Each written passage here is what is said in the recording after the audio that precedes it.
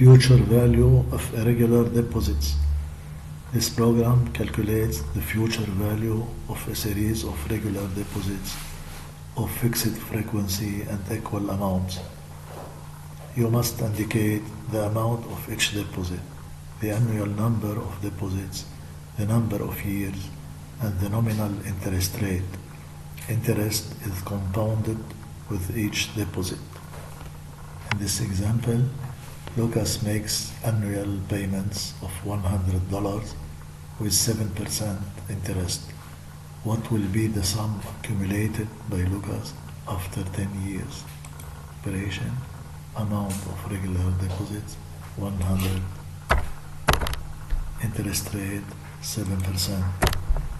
Number of annual deposits, 1. Number of years, 10 years. Run, and we obtain the future value.